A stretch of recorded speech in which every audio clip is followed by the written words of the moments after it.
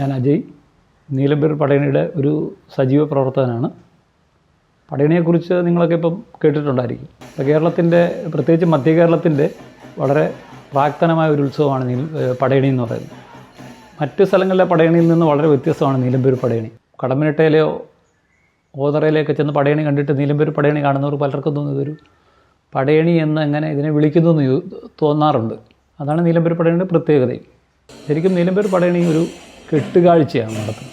കെട്ടുകാഴ്ചയിലൂടെ പടയണി അവതരിപ്പിക്കുന്ന ഒരു ഉത്സവമാണ് നീലമ്പേരിൽ നടക്കുന്നത്.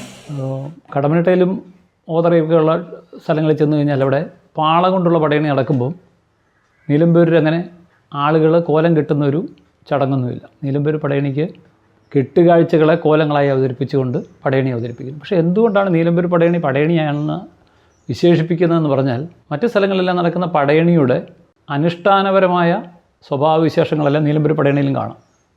അവിടെ കടമ്പനിട്ടയിലൊക്കെ ചെന്ന് കഴിഞ്ഞാൽ തന്നെ പടയണി തുടങ്ങുന്ന ചൂട്ടുവെപ്പ്, നീലമ്പേർ പടയണി നടക്കുന്ന ചൂട്ടിടിയിൽ എന്നുള്ള ചടങ്ങോടുകൂടിയാണ്.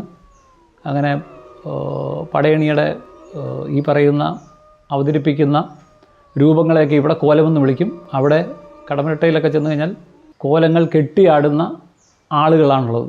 അപ്പോൾ ഇങ്ങനെ പടയണിയുടെ പൊതു സ്വഭാവങ്ങളെല്ലാം നീലമ്പേർ പടയണിക്ക് മറ്റു പടയണിയുമായിട്ടുണ്ട്. പക്ഷേ കടമ്പനിട്ട പടയണിയുമൊക്കെ കണ്ടിട്ട് നീലമ്പേർ പടയണി കാണുമ്പോൾ ഇത് പടയണി എന്ന് വിശേഷിപ്പിക്കുന്ന എന്താണെന്ന് സംശയം തോന്നത്തക്ക രീതിയിൽ ഉള്ള ഒരു പ്രകടന പ്രത്യേകത നീലമ്പേർ പടയണി കാണാൻ പറ്റും.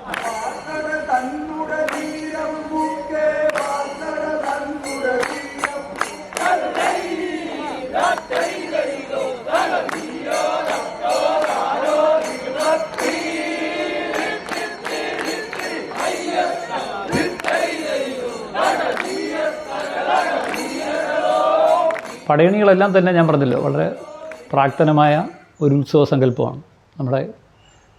അതെല്ലാം പ്രകൃതിയും മണ്ണുമായിട്ടൊക്കെ ബന്ധപ്പെട്ട്, ഗ്രാമങ്ങളുമൊക്കെ ആയിട്ട് ബന്ധപ്പെട്ട് കൃഷി ഒരു സംസ്കാരമായിട്ട് രൂപപ്പെടുന്ന ഒരു കാലഘട്ടത്തിൽ ഉത്ഭവിച്ച ഒരു ഉത്സവം എന്നുള്ള നിലയിലാണ് നമ്മൾ പടയണിയെ കാണേണ്ടത്. പടയണി, ഏത് പടയണി നോക്കിയാലും ആ പടയണിയെല്ലാം കാവിൽ വാഴുന്ന ഒരു ഭരദേവത, ആ ഭരദേവതയിൽ അഭയത്തിൽ ജീവിക്കുന്ന കുറച്ച് മനുഷ്യരെ അവർ കൃഷി ചെയ്യുന്നു.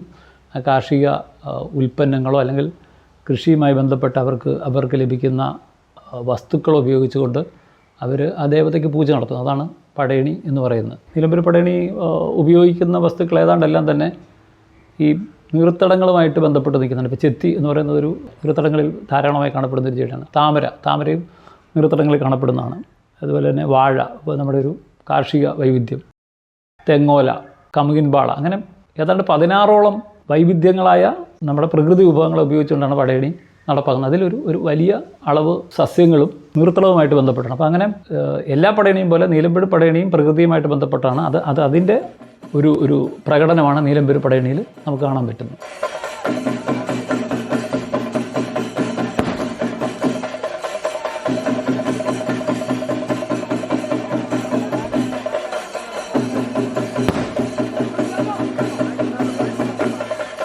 പതിനാറ് ദിവസം നീണ്ടുനിൽക്കുന്ന ഒരു ഉത്സവമാണ്. 16 ദിവസം വലിയ ജനങ്ങളുടെ പങ്കാളിത്തം. പടയണിയുടെ മറ്റൊരു പ്രത്യേകത ഏതാണ്? ഇതൊരു ജനകീയ ഉത്സവമാണ്. മറ്റ് ഉത്സവങ്ങൾക്ക് വേണ്ടി മറ്റാരും പുറത്തുനിന്ന് വരുന്നില്ല. ഇതിൻ്റെ പണികൾക്കും പ്രകടനങ്ങൾക്കും എല്ലാം നേതൃത്വം നൽകുന്ന, അല്ലെങ്കിൽ ഇത് നടത്തിപ്പോകുന്നത് ഈ നാട്ടുകാർ തന്നെയാണ്. നാട്ടുകാരുടെ ഒരു വലിയ കൂട്ടായ്മയാണ് ശരിക്കും പടയണിയുടെ മറ്റൊരു പ്രത്യേകത. 16 ദിവസം നീണ്ടു നിൽക്കുന്ന വലിയ ചിട്ടയായ പ്രവർത്തനത്തിൽ കൂടിയാണ് പടയണിയുടെ പൂർണ്ണ രൂപത്തിലേക്ക് എത്തുന്നത്. നമ്മൾ അവസാന ദിവസം വന്ന് കാണുമ്പോൾ പടയണിക്ക് നമുക്ക് അന്നം കാണാം, പലതരത്തിലുള്ള കോലങ്ങൾ, രാവണൻ, യക്ഷി, ഭീമൻ, ആനൊക്കെ തുടങ്ങിയ പല കോലങ്ങളും നമ്മൾ കാണുമ്പോഴും ഈ കാണുന്നതിന് പിന്നിൽ നിസ്വാർത്ഥമായ യാതൊരു തരത്തിലുള്ള ഒരു തരത്തിലുള്ള ഫലേച്ഛയുമില്ലാതെ പ്രവർത്തിക്കുന്ന വലിയൊരു ജനതയുടെ കൂട്ടായ്മയുണ്ട്. ആ കൂട്ടായ്മയാണ് ശരിക്കും പടയണിയാക്കുന്നത്. അവർ ഒരേ സമയം തന്നെ അതിൻ്റെ പണിക്കാരും നടത്തിപ്പുകാരുമായിട്ടെല്ലാം മാറുന്ന വളരെ രസകരമായ, വളരെ ഇൻട്രസ്റ്റിംഗ് ആയിട്ടുള്ള ഒരു ഉത്സവം കൂടിയാണ് പടയണി.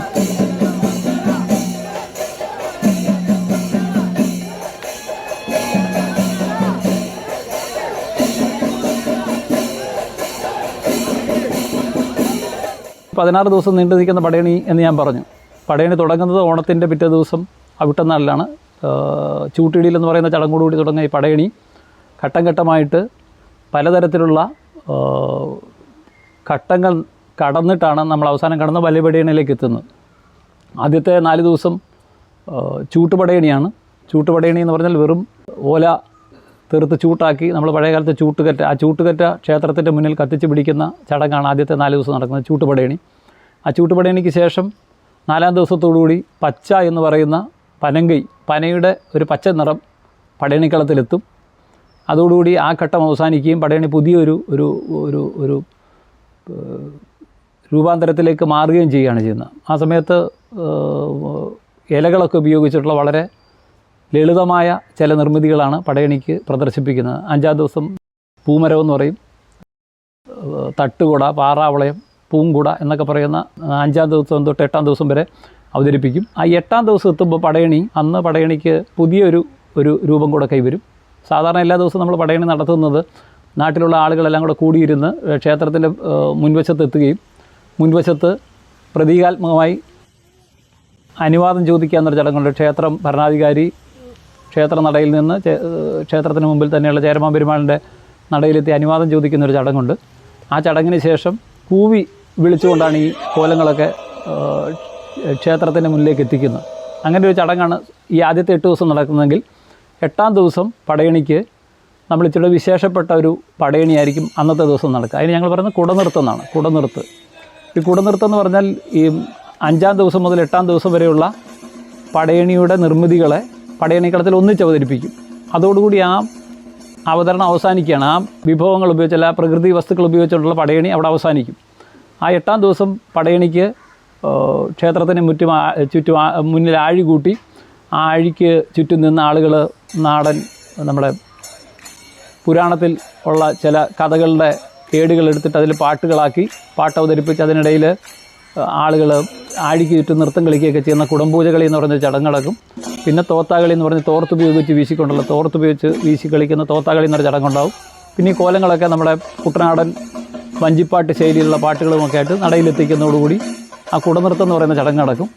പിന്നെ 9-ാം ദിവസം മുതൽ 12-ാം ദിവസം വരെ പടയണിക്കുളത്തിലെത്തുന്നത് പ്ലാവില കൊണ്ടുള്ള കോലങ്ങളാണ്. പ്ലാവില കുത്തിപ്പിടിപ്പിച്ച് അതിൽ ചെത്തിപ്പൂവൊക്കെ വെച്ച് നിറങ്ങളൊക്കെ കൊടുത്ത് മുഖങ്ങളൊക്കെ നമ്മുടെ കമുകൻ പാളയിൽ വെട്ടിവെച്ച് 9-ാം ദിവസം മുതൽ 12-ാം ദിവസം വരെ പ്ലാവില കോലങ്ങൾ അവതരിപ്പിക്കും. താപസൻ്റെ ഒരു മുനിയുടെ കോലമുണ്ട്, ആനയുണ്ട്, ഭീമനുണ്ട്, ഹനുമാനുണ്ട്. അപ്പോൾ അങ്ങനെ 12-ാം ദിവസം പ്ലാവില കൊണ്ടുള്ള കോലങ്ങൾ അവസാനിപ്പിക്കുമ്പോൾ പ്ലാവില നിർത്ത് എന്ന് പറയുന്ന ഒരു ചടങ്ങ് ഈ 8-ാം ദിവസം നടന്ന പോലെ തന്നെ മറ്റൊരു വിശേഷപ്പെട്ട പടയണി അന്ന് നടക്കും. പിന്നെ 13-ാം ദിവസം തൊട്ട് പിണ്ടി കുരുത്തോല എന്ന് പറയുന്ന മാധ്യമം ഉപയോഗിച്ചുകൊണ്ടുള്ള ഒരു പടയണിയാണ് നടക്കുന്നത്. കൊടിക്കൂറ എന്ന് പറയും. ക്ഷേത്രത്തിലേക്ക് നമ്മൾ കൊടി കയറ്റുന്ന കൊടി പോലിരിക്കും.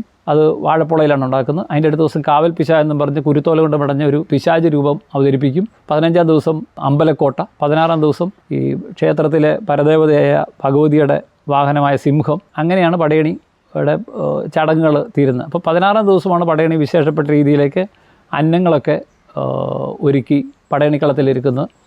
ഈ അന്നങ്ങളുടെ പ്രത്യേകത എന്ന് പറയുന്നത് നമുക്ക് പ്രകൃതി വസ്തുക്കളെ ഉപയോഗിച്ചുകൊണ്ട് ഒരു നിർമ്മിതി 30-35 അടി ഉയരമുള്ള അന്നങ്ങൾ വരെ ആ സമയത്ത് അന്ന് അവതരിപ്പിക്കും. പടയണിയിലെല്ലാം തന്നെ ഉപയോഗിക്കുന്നത് 95% പ്രകൃതിയിൽ നിന്ന് നേരിട്ട് കിട്ടുന്ന വസ്തുക്കൾ ഉപയോഗിച്ച് തന്നെയാണ് പടയണി നടന്നു വരുന്നത്. അന്നങ്ങളൊക്കെ ഉണ്ടാക്കുന്നത് അതിൻ്റെ രൂപം എന്ന് പറയുന്നത് കമുക് കീറി വരിഞ്ഞെടുക്കുന്നതാണ്. അതിൽ വാഴക്കച്ചി ചുറ്റി അതിൽ താമരയിലെയും ചെത്തിപ്പൂവും വാഴപ്പുളയും ഒക്കെ കൊണ്ട് അലങ്കരിച്ച് ഞങ്ങളതിന് നിറപണി എന്ന് പറയും. അങ്ങനെ നിറപണി നടത്തി വരുന്ന അന്നം വലിയൊരു കാഴ്ച തന്നെ. കണ്ടിട്ടുള്ളവർക്കറിയാം, വലിയ അത്ഭുതകരമായൊരു കാഴ്ചയാണ്. പലരും പുറത്തുനിന്ന് വന്ന് ആദ്യമായി കാണുന്ന ആളുകൾ പറയുന്നത് ഇതെങ്ങനെ ഉണ്ടാക്കിയെന്ന് സംശയിക്കത്തക്ക രീതിയിൽ അത്രത്തോളം വലിയ ഒരു സൗന്ദര്യത്തിൻ്റെ രൂപത്തെയാണ് അന്നമായിട്ട് അവതരിപ്പിക്കുന്നത്.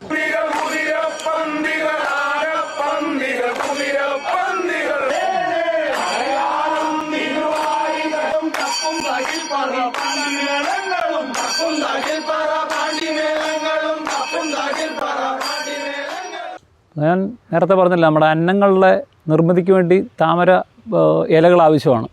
താമര ഇലകൾക്ക് ആവശ്യമായ ഇലകളൊക്കെ ഇവിടെ നിന്നാണ് ശേഖരിക്കുന്നത്. താമര ഇലകൾ ഈ കുളത്തിൽ നിന്നാണ് ശേഖരിച്ച് പടയണിക്ക് ഉപയോഗിക്കുന്നത്.